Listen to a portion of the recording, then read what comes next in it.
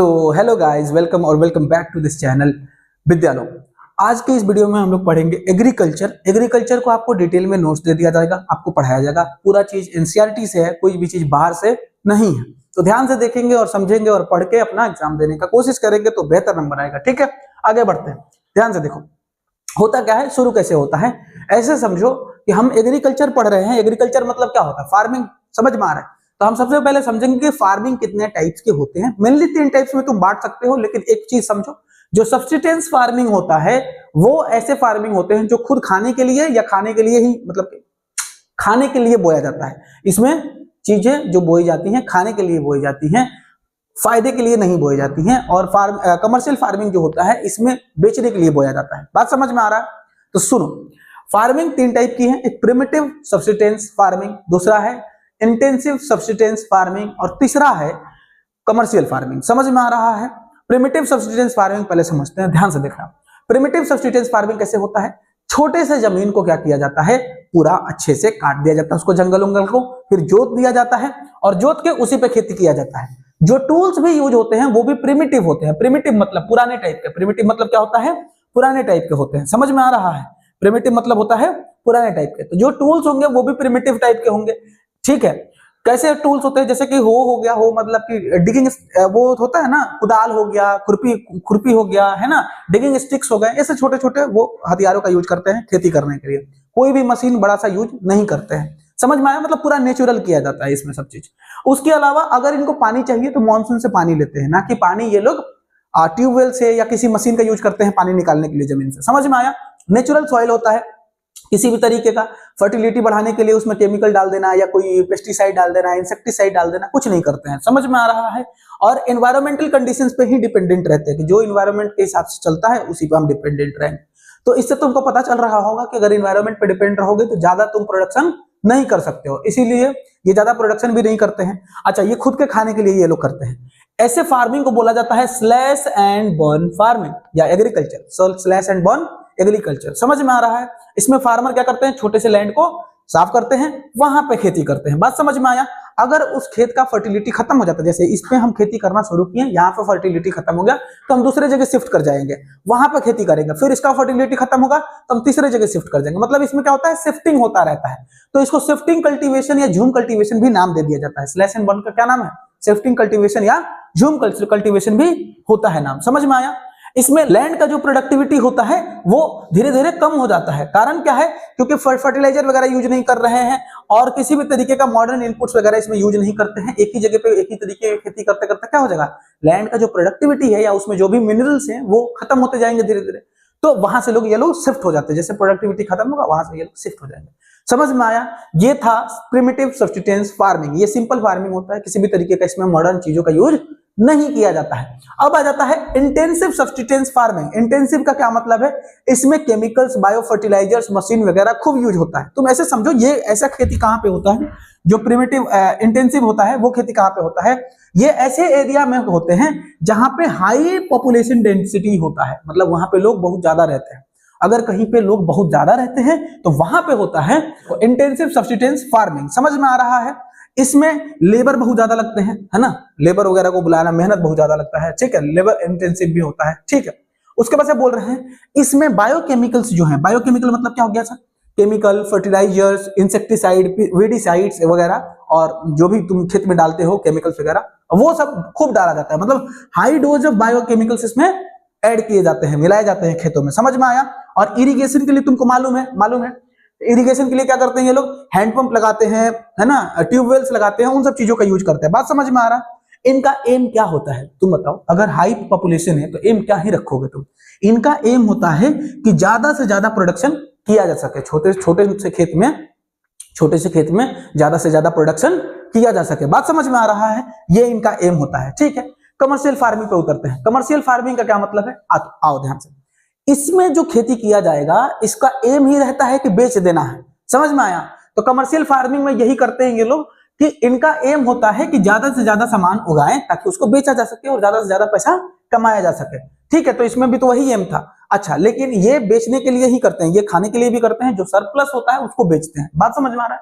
इसमें सिर्फ बेचने के लिए ही किया जाता है, पूरा मॉडर्न चीज इसमें यूज किया जाता है। जैसे HYV सीड वगैरह यूज किया जाएगा। HYV सीड समझते हो, हाई यील्डिंग वैरायटी सीड, समझ में आ रहा है? तो ये सारे सीड्स हो गया, केमिकल फर्टिलाइजर्स वगैरह हो गया, इंसेक्टिसाइड हो गया, पेस्टिसाइड हो गया, ये सब चीजें भी इसमें यूज होती हैं।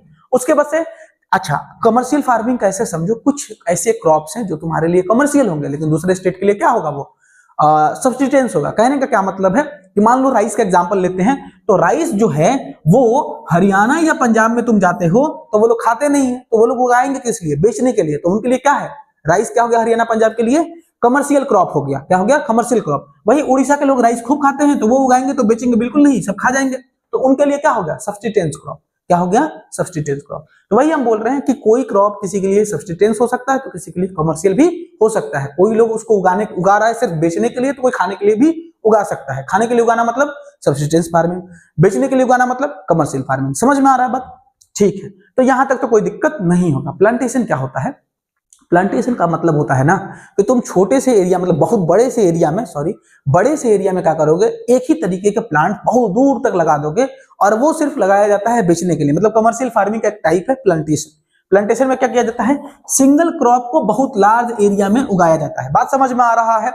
कैपिटल इंटेंसिव होता है ये। कैसा होता है, बहुत पैसा लगता है, मतलब बिजनेस टाइप होता है, पहले तुमको पैसा डालना पड़ेगा इसमें। बात समझ में आ रहा है? और इसमें माइग्रेंट लेबर वगैरह को यूज किया जाता है, मतलब दूर दूर से लेबर आते हैं, अलग अलग स्टेट वगैरह से भी लेबर आ सकते हैं इसमें काम करने के लिए। बात समझ में आया? कभी कभी ये लोग इतना ज्यादा प्रोड्यूस करते हैं मटेरियल कि वो इंडस्ट्रीज वगैरह को भी देते हैं। समझ में आया? जैसे मान लो तुम्हारे पास केला का प्लांटेशन किए, तो केला मतलब बनाना, तो बनाना का प्लांटेशन किए, बनाना का खेती किए, बहुत दूर तक खेत में क्या कर दिए हम, बनाना ही बनाना लगा दिए। तो बनाना जो है, नहीं दो बार ना, बनाना नहीं, बनाना, ठीक है। तो बनाना तुम लगाए हो, अब बनाना जो है उसमें हो क्या रहा है कि उसका जो रेशा होता है ना, बनाना का जो पेड़ होता है उसमें से जो रेशे निकलते हैं उसका धागा बनता है। बात समझ में आ रहा है? तो तुम ऐसा कोई इंडस्ट्री है जो बनाना के रेशे से धागा बनाती है, तो तुम उसको बनाना का वो स्टेम बेच दोगे। बात समझ में आ रहा है? तो उसके लिए रॉ मटेरियल दे दिए ना तुम, उसके लिए क्या दे दिए तुम, रॉ मटेरियल। तो हम इंडस्ट्रीज को क्या करते हैं, रॉ मटेरियल भी इससे प्लांटेशन से प्रोवाइड कराते हैं। जैसे कोकोनट वगैरह रॉ मटेरियल हो सकता है, किसी कोकोनट का जो ये होता है फाइबर्स होता है, कोकोनट का फाइबर बहुत इंडस्ट्री उसका यूज करता है रस्सी बनाने के लिए। बात समझ में आ रहा है? एग्जांपल्स देखते हैं। अच्छा, प्लांटेशन का एग्जांपल देखते हैं। प्लांटेशन का एग्जांपल में तुम 3 याद रखोगे, मतलब बहुत ज्यादा होता है, तुम एग्जांपल याद रखो छोटा छोटा। जैसे टी हो गया, कॉफी हो गया, और भी बहुत सारे क्रॉप्स होते हैं, जैसे कि शुगर केन हो गया, रबर हो गया, बनाना हो गया, है ना। मैंगो का भी प्लांटेशन होता है, खेती, लीची का खेती होता है हमारे मुजफ्फरपुर में। बात समझ रहे हो? तो प्लांटेशन होता है, इसको बोलते हैं प्लांटेशन। अच्छा, टी का खेती कहाँ पे होता है सर? असम में होता है और नॉर्थ बंगाल में होता है। कॉफी कहाँ होता है सर? कर्नाटका में होता है। इतना अगर तुम याद रखते हो तो काम बन जाएगा। दूसरा बात कि अब तुमको याद रखना पड़ेगा ये बात कि जो कमर्शियल क्रॉप है ये बोने के लिए तुम्हारे पास ट्रांसपोर्ट सिस्टम और कम्युनिकेशन दोनों बहुत बेहतर होना चाहिए। ऐसे जगह पे तुम प्लांटेशन करना चाहोगे कभी भी जहां पे ट्रांसपोर्ट अच्छा हो, कारण तुमको अपने सामान को ले जाने के लिए बड़े बड़े ट्रक्स चाहिए। मटेरियल जो भी बनाओगे तुम तो बहुत ज्यादा बनाओगे ना, तो ट्रक्स वगैरह चाहिए हो, और ट्रक के लिए क्या चाहिए, बढ़िया रोड। तो एक तो बढ़िया रोड रहेगा तभी तुम ट्रक वगैरह ले आ सकते हो, ले जा सकते हो, मतलब ट्रांसपोर्ट सिस्टम वहां का ठीक होना चाहिए। कम्युनिकेशन, अगर तुम माल बेच रहे हो तो तुमको सामने वाले से बात भी तो करना पड़ेगा कि किस दिन माल बेचोगे, कहां तक बेचोगे, कितना तुम दोगे, कितना लोगे, कितना पे तय कर रहे हो, कितना पैसा में बेचोगे। बात समझ में आया? इन सब चीजों के लिए कम्युनिकेशन अच्छा होना चाहिए, नहीं तो फिर मान लो नेटवर्क पकड़ ही नहीं रहा है, हम बोल रहे 1 करोड़, उसको सुना रहा है 1 लाख, है ना, तो ट्रक भेजवा दिया 1 लाख में लेने के लिए, दिक्कत हो जाएगा। बात समझ रहे हो? तो इसमें तुम्हारा ट्रांसपोर्ट सिस्टम बहुत इंपॉर्टेंट होता है और कम्युनिकेशन बहुत इंपॉर्टेंट होता है। ठीक है, आप समझ गए होंगे। आगे बढ़ते हैं। आगे क्या है सर? आगे आ जाता है तुम्हारा कि क्रॉप जो होते हैं उनके 3 सीजन होते हैं, मतलब क्रॉपिंग सीजन पड़ते हैं। 3 होता है, एक होता है रबी, एक होता है खरीफ, एक होता है जायद। ध्यान से जो भी टॉपिक्स इस पे लिखे गए हैं इंपॉर्टेंट चीजें एनसीईआरटी से निकाल के यहाँ लिखी गई हैं, तो ध्यान से आप सीधा रटने का वाला काम करेंगे।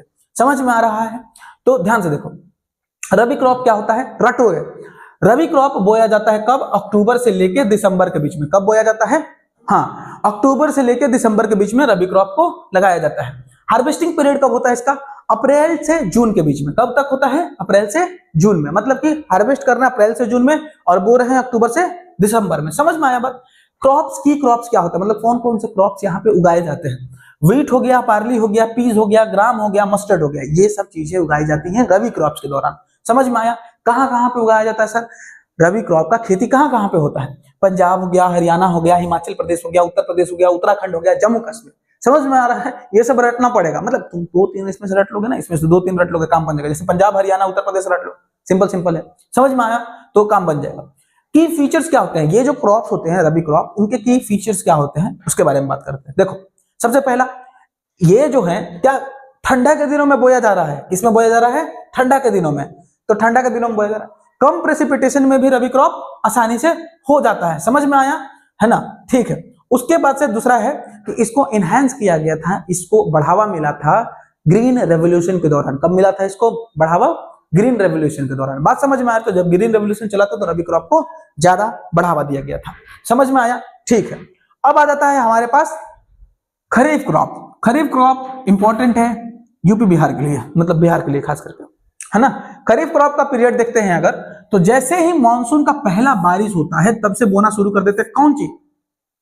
खरीफ क्रॉप, मतलब जून का महीना से, ठीक है। उसके बाद से काटेंगे कब? सितंबर से अक्टूबर के बीच में इसको काटा जाता है, ठीक। कौन कौन से बोए जाते हैं सर? फसल कौन कौन से होते हैं? 2-3 याद रखोगे तुम, इतना सारा हम लिख के लाए हैं। पैडी, मेज, ज्वार, बाजरा, तूर मतलब होता है अरहर, मूंग, उड़द, कॉटन, जूट, ग्राउंड, सोयाबीन। बात समझ में आया? कहां कहां बोया जाता है sir? Assam, waste Bengal, Orissa, Andhra Pradesh, Telangana, Tamil Nadu, Kerala, Konkan, Konkan coast है महाराष्ट्र में, वहां पे। उसके बाद से उत्तर प्रदेश और बिहार में। बात समझ में आ रहा है? ठीक है। स्पेशल फीचर्स क्या होते हैं? सुनो, स्पेशल फीचर में ये बात सुनो कि ध्यान से सुनना कि जो पैडी होता है उसका 3 वेराइटी लगभग असम, वेस्ट बंगाल और असम और उड़ीसा है ना, वेस्ट बंगाल, असम, उड़ीसा, वहां पे 3 वेराइटी पैडी के ये लोग बो लेते हैं साल भर में। कौन कौन सा? औस, अमन, बोरो। रट के रखोगे क्या क्या? औस, अमन, बोरो। बार बार ये पूछा जाता है, इसलिए ये वेराइटी तीनों रट के रखोगे। समझ में आया? औस, अमन, बोरो जो होता है ये इंपॉर्टेंट वेराइटी है। 3 टाइप का चावल है जो कि बोया जाता है, और असम में बोया जाता है और वेस्ट बंगाल में। समझ में आया? और उड़ीसा में भी, ठीक है।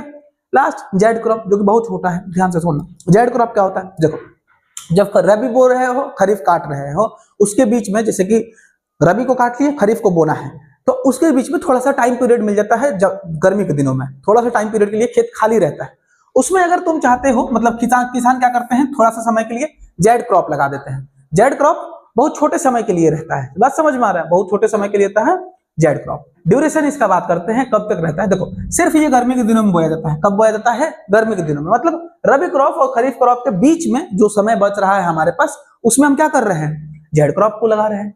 कि क्रॉप्स क्या होते हैं? देखो, गर्मी के दिनों में जो भी चीज तुम खाते हो ना, ऊपर से वो सारी चीजें होती हैं। जैसे कि वाटरमेलन खाते हो तो हाँ, मस्कमेलन, कुकुम्बर, वेजिटेबल्स हो गया, और फोडर क्रॉप। फोडर मतलब जानवरों को खिलाने वाले जो क्रॉप्स होते हैं उनको फोडर बोला जाता है। बात समझ में आ रहा है?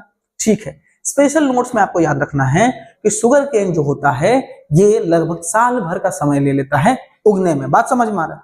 शुगर केन जो होता है ना, लगभग इसको साल भर लग जाता है उगने में। कितना लग जाता है समय? साल भर का समय लगता है उगने में। अरहर को भी लगभग साल भर लग जाता है, और शुगर केन की खेती बार बार करना नहीं पड़ता है। बात समझ में आया? ठीक है। तो अब बढ़ेंगे आगे। आगे क्या है? आगे है हमारे पास कि मेजर क्रॉप्स कौन कौन सा। देखो, 6 मेजर क्रॉप्स तुमको पढ़ने हैं और सबके बारे में याद करके रखना है। सबसे पहला क्या है? राइस। राइस कौन सा क्रॉप है सर? खरीफ क्रॉप है। राइस कौन सा क्रॉप है? खरीफ क्रॉप। टेम्परेचर इसको कितना चाहिए होता है? 25 डिग्री के आसपास का। और रेनफॉल कितना चाहिए होता है? 100 सेंटीमीटर के आसपास का। कौन कौन सी जगह पे होता है? North east plain, coastal area and deltaic region. समझ में आया? इसमें से कोई 2 वो याद रखोगे तभी भी काम बन जाएगा। ठीक है। इरिगेशन एरिया मतलब इरिगेटेड एरिया कौन सी जगह पे है जहां पे इसको सिंचाई करके उगाया जाता है? ठीक है। कौन सी जगह पे ज्यादा होता है? देखो, पंजाब हो गया, हरियाणा, वेस्टर्न उत्तर प्रदेश और राजस्थान, इन सब जगह पे ज्यादा होता है, मतलब उगाया जाता है। लेकिन दिक्कत क्या है? यहाँ पे इरिगेट ज्यादा करना पड़ता है। यहाँ पे पानी का कमी होता है ना, इन सारे रीजन में पानी थोड़ा कम होता है, इसलिए यहाँ पे क्या किया जाता है? इरिगेट करके उगाना पड़ता है। देखो, राइस जो है उसको बहुत ज्यादा पानी चाहिए, राइस को पानी बहुत ज्यादा चाहिए। तो ये लोग जब उगाएंगे तो इनको पानी तो कम मिल रहा है, तो ऐसा करना पड़ेगा इनको कि पानी देना पड़ेगा अपने पास से। जहां पे पानी कम होगा वहां पे खुद से देना पड़ेगा। बात समझ में आया? ठीक है। अब आते हैं वीट। वीट जो होता है कौन सा क्रॉप है? रबी क्रॉप है। वीट कौन सा क्रॉप है? रबी क्रॉप है। ये कब उगता है? देखो, इसको बड़ा होने के लिए ठंडा मौसम चाहिए। याद है तुमको? रबी क्रॉप बोया जाता था अक्टूबर से दिसंबर के बीच में, और अक्टूबर से दिसंबर का मतलब क्या होता है? ठंडा होता है। बात समझ में आ रहा है? क्या होता है? ठंडा होता है। तो ये जो ठंडा वाला मौसम है इसमें इसको उगने में हेल्प मिलता है, तो ये उगने के लिए इसको क्या चाहिए, ठंडा मौसम। वहीं पे पकने के लिए इसको चाहिए गर्मी, पकने के लिए क्या चाहिए, गर्मी। इसीलिए देखोगे तो इसको गर्मी में काटा जाता है, ठंडा में बोया जाता है। काटा जाता था अप्रैल से जून के बीच में, अप्रैल से मई के आसपास में काटा जाता था, समझ रहे हो। तो अच्छा, रेनफॉल कितना चाहिए, कम चाहिए, 50 से 75 सेंटीमीटर का, रट के रखोगे कितना चाहिए रेनफॉल इसको, 50 से 75। होता कहां पे, रीजन देखो ध्यान से, गंगा सतलज प्लेन है ना, और डेक्कन ब्लैक सॉइल रीजन्स, इन सब रीजन पे होता है। कहां कहां, जैसे कि पंजाब हरियाणा उत्तर प्रदेश, अरे पंजाब हरियाणा उत्तर प्रदेश उसमें भी है इसमें भी है, तो वही याद रखो, दोनों में चेप देना, बात समझ रहे हो। जो कॉमन है वो याद रखोगे, दोनों में चेपने में आसानी होगा, बात समझ में आया। ठीक है, आगे बढ़ते हैं। और बच जाता है 4 क्रॉप्स, उसमें से 3 क्रॉप फिर हम लोग यहाँ पढ़ लेंगे। क्या क्या है, मिलेट है, मेज है, और अच्छा सब पे एक एक लिखा गया गलती से, है ना, वैसा नहीं है कि सब एक ही नंबर पे आता है, सब एक नंबर पे नहीं आता है ना।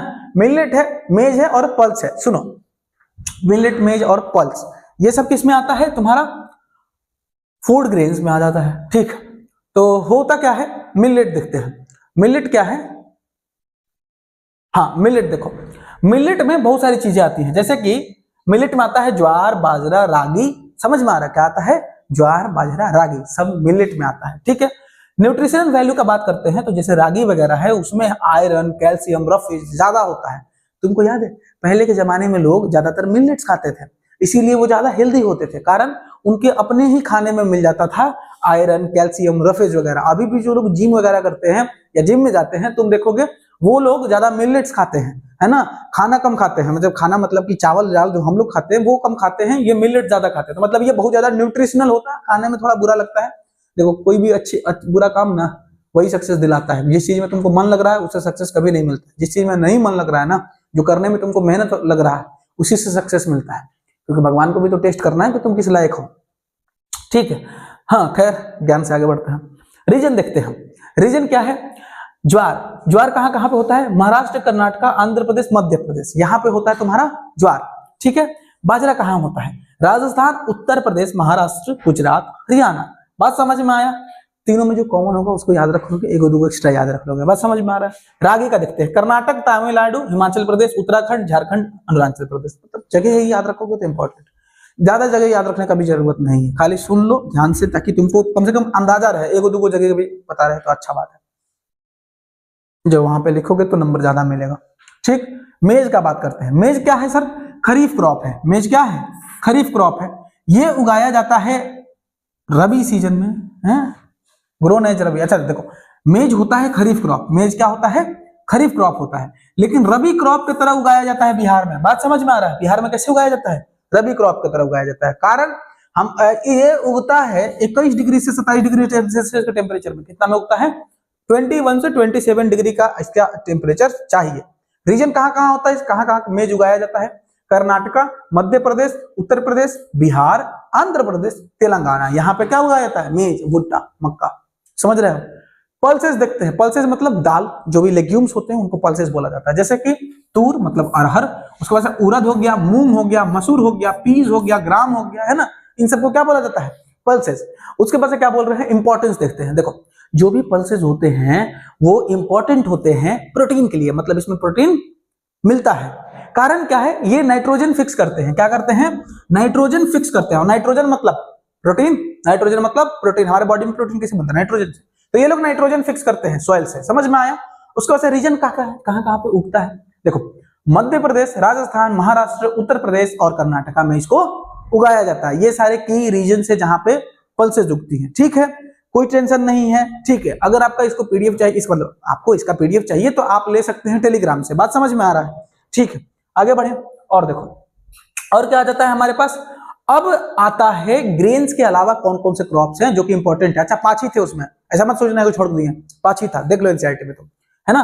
तो ऐसे कौन से क्रॉप्स हैं जो कि इंपॉर्टेंट है लेकिन वो ग्रेन नहीं है, ग्रेन तो तुम पढ़ लिए, ग्रेन में क्या पढ़ा है बोलो, पहला राइस, उसके बाद व्हीट, उसके बाद से मिलेट्स, उसके बाद से मेज, उसके बाद से पल्सेस, ये सारे क्या थे, ग्रेन्स थे, अनाज टाइप के थे, दाने दाना वाला चीज था। ठीक है, अब हम पढ़ेंगे ऐसे क्रॉप्स जो कि ग्रेन नहीं है लेकिन इंपॉर्टेंट है, समझ में आ रहा है। जैसे कि शुगर केन, शुगर केन क्या होता है, शुगर केन ट्रॉपिकल और सब ट्रॉपिकल क्रॉप्स होते हैं। शुगर केन क्या होता है, ट्रॉपिकल और सब ट्रॉपिकल क्रॉप होता है। उगता कितना में है सर? 21 से 27, मेज जैसा है। कैसा है? देखो इसका तना जो होता है स्टेम इसका मेज जैसा होता है, और ये इसका टेम्परेचर भी मेज इतना है। समझ में आया? रेनफॉल इसका देखो तो 75 से 100 है। सुनो, राइस का कितना था? 100 था। मेज का कितना था? राइस का कितना था? सुनो, राइस का कितना था? 100 था। व्हीट का कितना था? 50 से 75, और इसका दोनों के बीच में है 75 से 100। बात समझ में आ रहा है? ठीक है, ऐसे याद रखोगे। कहां कहां उगाया जाता था? उत्तर प्रदेश, महाराष्ट्र, कर्नाटक, तमिलनाडु, आंध्र प्रदेश, तेलंगाना, बिहार, पंजाब, हरियाणा, इन सब जगहों पे ईख उगाए जाते हैं। ईख शुगर केन बोलते हैं उसको, मीठा बनता है उसको, है ना, गुड़। ठीक। ऑयल सीड देखें, ऐसे सीड्स जिनसे ऑयल बनते हैं उनको बोलते हैं हम लोग ऑयल सीड। क्या क्या होता है सर? ग्राउंड नट मूंगफली, मस्टर्ड सरसों, उसके बाद से कोकोनट नारियल, और सीसम सोयाबीन, कस्टर्ड, सनफ्लावर, ये सारी चीजें हैं जिनसे तेल बनाया जाता है। जिनसे क्या निकाला जाता है? तेल निकाला जाता है। अच्छा, ग्राउंड नट कहां कहां पे होता है? तो ग्राउंड नट होता है गुजरात, राजस्थान, तमिलनाडु में। मस्टर्ड कहां होता है सर? राजस्थान, उत्तर प्रदेश, हरियाणा में। बात समझ में आ रहा है? खत्म। आसान था दोनों, खत्म। आगे बढ़ते हैं। अब क्या है? अब आ जाता है हमारे पास प्लांटेशन क्रॉप। क्या आ जाता है? Plantation crop. प्लांटेशन क्रॉप का क्या मतलब है? ऐसे क्रॉप्स जिनका प्लांटेशन होता है। प्लांटेशन मतलब लार्ज स्केल पे बोए जाते हैं। टी हो गया, कॉफी हो गया। टी क्या है? असम, दार्जिलिंग, जलपाईगुड़ी मतलब वेस्ट बंगाल, और तमिलनाडु, केरला, हिमाचल प्रदेश और त्रिपुरा में। ठीक है। ट्रॉपिकल और सब ट्रॉपिकल क्लाइमेट्स में टी आसानी से उगते हैं। ट्रॉपिकल और सब ट्रॉपिकल में मतलब इनको ह्यूमिड चाहिए। कैसा टेम्परेचर होना चाहिए? ह्यूमिड टेम्परेचर चाहिए होता है। उसके अलावा फ्रॉस्ट फ्री कंडीशन चाहिए। फ्रॉस्ट फ्री कंडीशन होता है, इसको क्या चाहिए? फ्रॉस्ट फ्री कंडीशन चाहिए। फ्रॉस्ट फ्री कंडीशन का क्या मतलब होता है? कि वहां पे बर्फ नहीं गिरना चाहिए, नहीं तो चाय खराब हो जाएगा। समझ में बात आ रहा है? ठीक है। रैंक देखते हैं। इंडिया जो है सेकेंड लार्जेस्ट प्रोड्यूसर है। तुमको मालूम है पहला कौन है? चाइना। हर चीज में पहला चाइना है, दूसरा इंडिया है। बात समझ रहे हो? तो अब लेकिन पॉपुलेशन में हम लोग उनसे आगे निकल गए। देखा, अभी उसी में निकल सकते थे। हाँ ठीक है। तो अभी क्या है? इंडिया जो है सेकेंड प्लेस पे है चाइना से। ठीक है। कॉफी का बात करते हैं। कॉफी जो होता है इसका वेराइटी जो है अरेबिका। कॉफी का वेराइटी एक होता है अरेबिका। अरेबिका जो है वो बोया जाता है कर्नाटका। ठीक है। बाबा बुदन हिल्स, हिल का नाम है, मेरा नाम नहीं, बाबा बुदन हिल्स। ठीक है। केरला और तमिलनाडु। समझ में आ रहा है बात? तो इन सब जगहों पे इसको बोया जाता है। कॉफी में तुम इतना रखते हो तो काम बन जाएगा, ज्यादा पढ़ने का जरूरत नहीं है बच्चा। ठीक है। आगे बढ़ते हैं। हॉर्टिकल्चर क्या होता है सर? हॉर्टिकल्चर में ऐसा नहीं होता है हॉट बोया जाता है कुछ नहीं। सुनो, हॉर्टिकल्चर का मतलब होता है ऐसा खेती जिसमें फूल का या सब्जी का खेती किया जाता है, उसको बोला जाता है हॉर्टिकल्चर। तो देखो इंडिया फिर सेकेंड आ गया। सेकेंड अलग अलग दुख होता है। मतलब तुमको ये लगता है कभी कभी कि थोड़ा मेहनत किए होते हैं तो साला फर्स्ट पे होते हैं। समझ रहे हो? खैर वो दुख तो हम लोग हमेशा झेलते हैं, है ना। तो सेकेंड रैंक पे आता है इंडिया। समझ में आ रहा है? किसमें किसमें किसमें किसमें? फ्रूट्स और वेजिटेबल उगाने में। समझ में आ रहा है? ग्लोबली फ्रूट्स और वेजिटेबल उगाने में इंडिया कितने नंबर पे आता है? सेकेंड नंबर पे। कौन फर्स्ट पे आता है सर? चाइना नहीं बोलना, पता नहीं वो कौन आता है ना। हो सकता है चाइना भी हो, है ना। हाँ तो सर चाइनीज कुत्ता क्यों खाता है? हमको नहीं मालूम है, जाकर पूछो उससे। अभी ध्यान से देखो, यहाँ क्या है? मैंगो का बात करते हैं। मैंगो कहाँ कहाँ होता है सर? महाराष्ट्र, आंध्र प्रदेश, तेलंगाना, उत्तर प्रदेश, वेस्ट बंगाल, इन सब में मैंगो होता है। बिहार नहीं बोला, देख रहे हो ना इंसाफी। बिहार में भी होता है यार मैंगो, है ना। तुम नहीं देखो मैंगो अपने यहाँ? बाहर से आता है? अरे नहीं, अपने यहाँ भी होता है। ठीक है। उसके बाद से ऑरेंज कहाँ कहाँ होता है? ऑरेंज जहां रंग दोगे वहां होगा। अरे नहीं, सुनो, ऑरेंज कहाँ कहाँ होता है? ऑरेंज होता है नागपुर, चेरापूंजी जो मेघालय में है। चेरापूंजी कहाँ है? मेघालय में। ठीक है। बनाना का बात करते हैं। बनाना कहाँ होता है? अरे नहीं, दोबारा बनाना, दो बार। ठीक है। तो बनाना होता है केरला में, तमिलनाडु में, महाराष्ट्र में, मिजोरम में। बात समझ में आ रहा है? ग्रेप्स कहाँ होता है सर? अभी तुमको तो रटना ही पड़ेगा, दो दो तीन तीन दिन सपने से रटना पड़ेगा। बात समझ रहे हो? इसका कोई उपाय नहीं है। ग्रेप्स कहाँ होता है? आंध्र प्रदेश, तेलंगाना, महाराष्ट्र। ठीक है। और उसके अलावा एप्पल, पीयर्स, वॉलनट, ये सब कहाँ होता है सर? जितना पहाड़ी एरिया होता है, जैसे जम्मू कश्मीर हो गया, हिमाचल प्रदेश हो गया। देखो एप्पल, पीयर, वॉलनट जो होते हैं पहाड़ी एरिया में होते हैं, जैसे कि जम्मू कश्मीर है, हिमाचल प्रदेश है। ठीक है, याद रहेगा। ठीक है। इसमें की वेजिटेबल्स क्या होते हैं? कौन कौन से वेजिटेबल्स जो होते हैं उनको उगाने पे आपको बोल दिया जाएगा कि आप हॉर्टिकल्चर करना है। तो हॉर्टिकल्चर आप करेंगे तो पोटैटो उगाएंगे, टोमेटो उगाएंगे, ओनियन उगाएंगे, कॉलीफ्लावर, ब्रिंजल। ठीक है। इन सब चीजों का खेती करते हैं तो आप हॉर्टिकल्चर कर रहे हैं। ठीक है। ठीक है, आगे बढ़ो। अब आ जाता है हमारे पास ऐसे क्रॉप जो खाना नहीं है, तुम अभी तक जो भी क्रॉप्स पढ़े हुए वो खाना था, अब ऐसे क्रॉप के बारे में बात करेंगे जिसको खाना नहीं है। कौन कौन से ऐसे क्रॉप हैं जिनको खाना नहीं होता है? रबर आता है सबसे पहला। क्या आता है? रबर। रबर जो होता है इक्वेटोरियल क्रॉप है सबसे पहला। कहां उगाया जा सकता है? ट्रॉपिकल और सब ट्रॉपिकल जगह पे इसको उगाया जा सकता है। रेनफॉल इसको कितना चाहिए? बहुत ज्यादा। कितना? 200 सेंटीमीटर, मतलब चावल से भी ज्यादा, 200 सेंटीमीटर। और कितना टेम्परेचर चाहिए? 25 डिग्री सेल्सियस, लगभग चावल के बराबर। और इंपॉर्टेंट क्या बात है कि कई इंडस्ट्रीज को ये रॉ मटेरियल देता है। जो टायर का कंपनी है, जो रबर का कंपनी है, जो तुम्हारे लिए इरेजर बना रहा है वो का कंपनी हो गया, तो उन सबको ये क्या देता है? रॉ मटेरियल देता है। क्या देता है? रॉ मटेरियल देता है। की रीजन देखते कहां कहां होता है? केरला, तमिलनाडु, कर्नाटका, अंडमान एंड निकोबार आइलैंड्स और गारो हिल्स जो कि मेघालय में है। गारो हिल्स, ठीक है, जो कि मेघालय में। आगे बढ़े, आगे बढ़ते हैं। आगे क्या है? अब हम बात करते हैं फाइबर क्रॉप्स। फाइबर क्रॉप क्या क्या होता है सर? फाइबर क्रॉप में आ जाता है कॉटन, एक जूट और एक हेम्प हो जाता है। कॉटन देखते हैं सबसे पहले, है ना। कॉटन क्या होता है? कॉटन जानते हो तुम? कॉटन क्या होता है? ये रॉ मटेरियल देता है किसको? Textile industry. जितनी भी टेक्सटाइल इंडस्ट्री है कॉटन का कपड़ा कैसे बनाती है? किससे बनाती है? कॉटन से, ठीक है। उसके बाद से ग्लोबल पोजीशन हमारा क्या है? सेकेंड। क्या है? हमारा हमेशा सेकेंड है। तो ग्लोबल पोजीशन इंडिया का कितना है? सेकेंड है। समझ में आया? वो भी कब था? 2017 में। फिर चाइना कहां आ गया? एक नंबर पे। फिर चाइना कहां आ गया? एक नंबर पे। इसका क्लाइमेट और सॉइल का बात करते हैं, किस जगह पे उगाएंगे? तुमको याद है? Black cotton soil. तो ब्लैक सॉइल पे उगेगा, बात खत्म।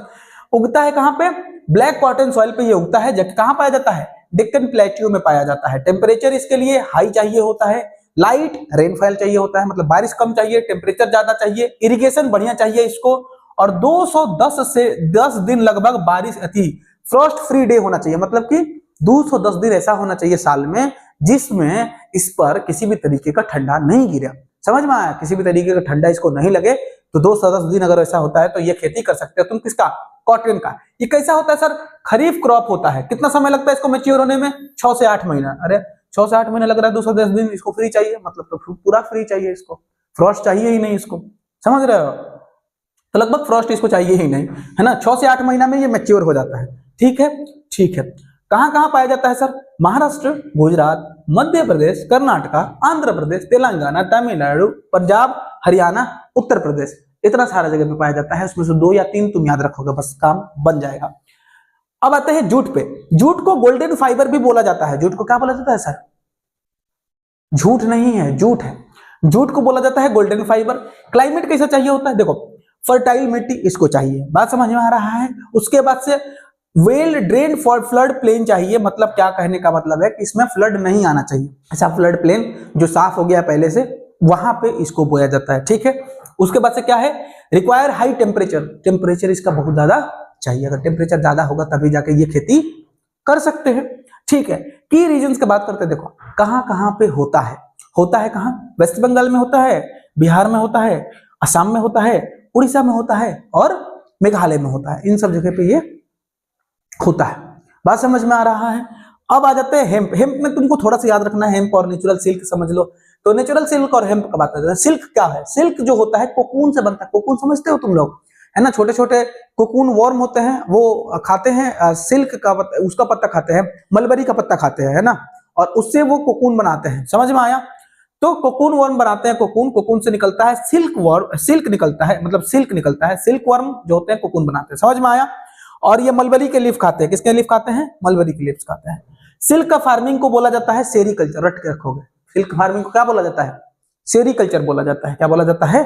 सेरीकल्चर बोला जाता है। सिल्क फार्मिंग को सेरीकल्चर। ठीक है।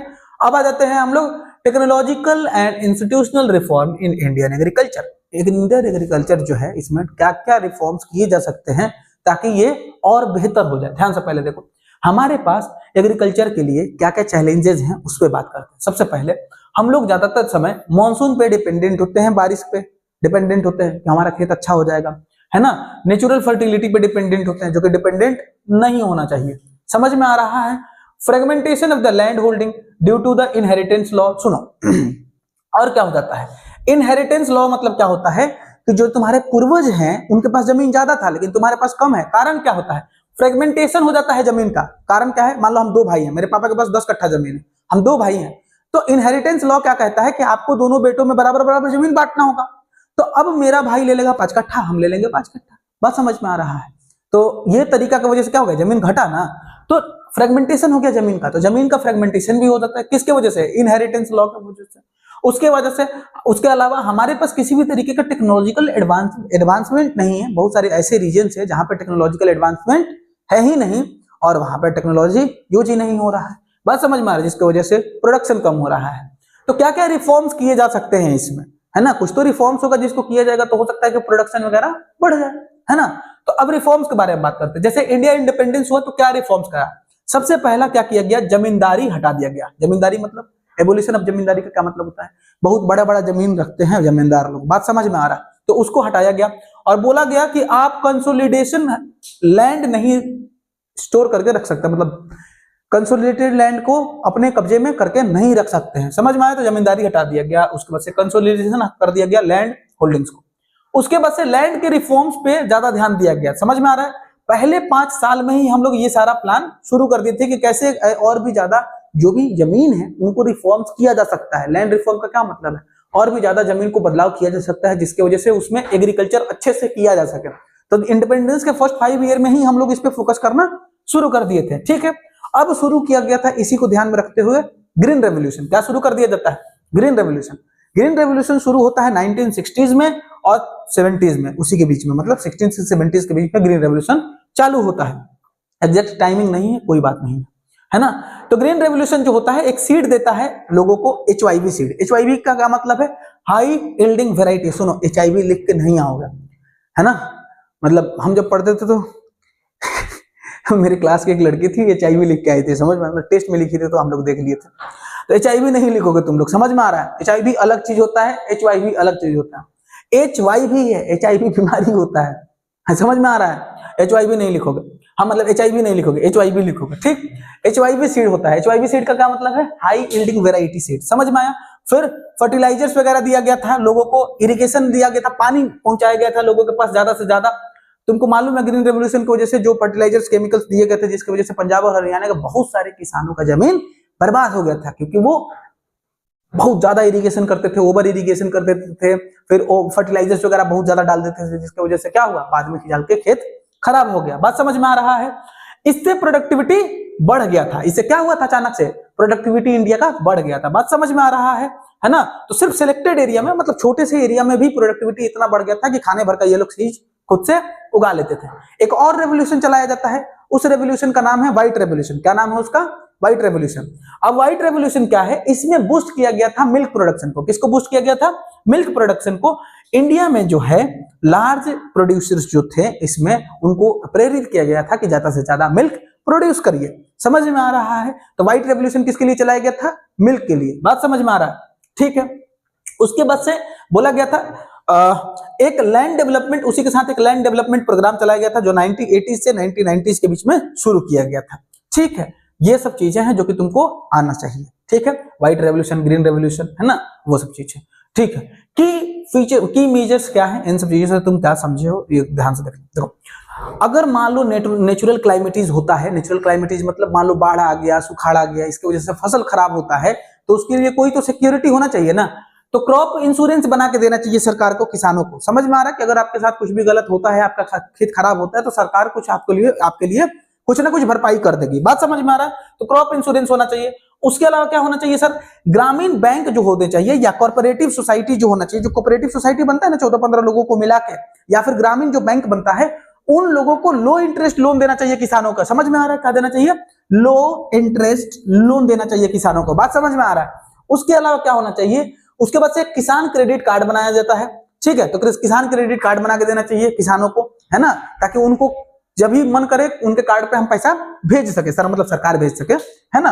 उसके बाद से अगर मान लो पर्सनल एक्सीडेंट, एक और स्कीम होता है जिसका नाम होता है पर्सनल एक्सीडेंट इंश्योरेंस स्कीम, वो पैस बोला जाता है उसको, ये भी प्रोवाइड कराया जाता है किसानों को। ठीक है, minimum support price, minimum support price का मतलब होता है MSP, मतलब किसानों से अगर किसानों से सरकार को कुछ खरीदना है, उनके क्रॉप्स वगैरह को खरीदना है, तो वो MSP पर ही खरीद सकते हैं। किस पे खरीद सकते हैं? MSP क्या होता है? मिनिमम सपोर्ट प्राइस, उससे नीचे नहीं खरीदेंगे।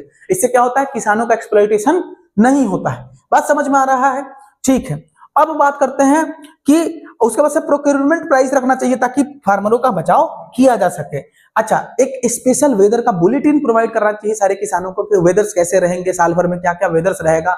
उससे क्या होगा, किसानों को एग्जैक्ट पता होगा कि कब क्या करना है।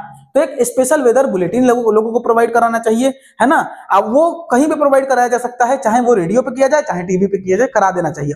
वेदर बुलेटिन जो रहेगा वो किसानों को हेल्प करेगा खेती करने में। बात समझ में आ रहा है?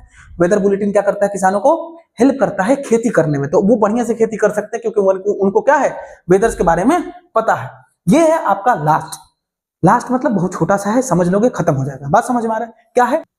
तो अब हम देखेंगे कि भूदान या ग्राम दान किसे कहते हैं। भूदान मतलब जमीन देना, या ग्राम दान मतलब क्या होता है, जमीन देना। ये शुरू किया गया था विनोबा भावे के द्वारा। समझ में आ रहा है? ये गांधी जी को मानते थे, मतलब उनके स्पिरिचुअल हेयर थे ये। समझ में आ रहा है? गांधी जी जो थे ये ग्राम स्वराज का जो कंसेप्ट बनाए थे, उसी के कंसेप्ट पे ये चलना चाहते थे, इसीलिए ये क्या करते थे, ग्राम स्वराज्य का क्या मतलब होता है, विलेज का सेल्फ रूल। विलेज का क्या होता है, सेल्फ रूल। तो उसी कंसेप्ट पे ये दान देना शुरू हुआ। देखो, दो तरीके का दान था, एक था भूदान, एक था ग्राम दान। भूदान में जमीन दिया जाता था और ग्राम दान में पूरा का पूरा विलेज दिया जाता था। इसमें जो लैंड ओनर थे वॉलेंटरली, ऐसा नहीं जबरदस्ती, खुद से वो जमीन दान देते थे लोगों को। समझ में आ रहा है? लैंडलेस विलेजर्स वगैरह को खुद से वो जमीन दान देते थे। एग्जाम्पल के लिए तुमको याद रखना होगा कि श्री रामचंद्र रेड्डी जो हैं, ये क्या करते हैं, 80 एकड़ जमीन दे देते हैं लोगों को। समझ में आ रहा है? कहां पे, पंचामली में, जो कि आंध्र प्रदेश में है। समझ में आया? तो पोचमपल्ली है, अच्छा सॉरी पोचमपल्ली, क्या नाम है, पोचमपल्ली में दे देते हैं, आंध्र प्रदेश। पोचमपल्ली कहाँ है, आंध्र प्रदेश में है, जहां पे लोगों को ये क्या करते हैं, 80 एकड़ जमीन दे देते हैं। 5 एकड़ हमको मिला होता, अच्छा छोड़ो। हाँ, तो पोचमपल्ली में दे देते हैं। ग्राम दान किसको कहते हैं, ग्राम दान का मतलब होता है कि इसमें पूरा का पूरा विलेज को ही गिफ्ट किया जाता है। समझ में आ रहा है? तो जमींदार वगैरह जो होते थे वो लैंडलेस लोगों को दे देते थे। समझ में आया? इसको बोला जाता है ब्लडलेस रेवोल्यूशन। याद रखिएगा, इसको क्या बोला जाता है, ब्लडलेस रेवोल्यूशन। इससे इनका एम क्या था, एम था कि ज्यादा से ज्यादा जो इनइक्वालिटी है इसको समाज से खत्म किया जा सके और समाज को और अच्छा बनाया जा सके। ये जो अमीरी गरीबी है ना, उसको खत्म किया जा सके। समझ में आया? तो इस तरीके से आपका चैप्टर हो जाता है खत्म। Thank you for watching the video, meet in the next video, bye. हाँ, थोड़ा जल्दी बाय कर रहे हैं, ठीक है, ठीक है।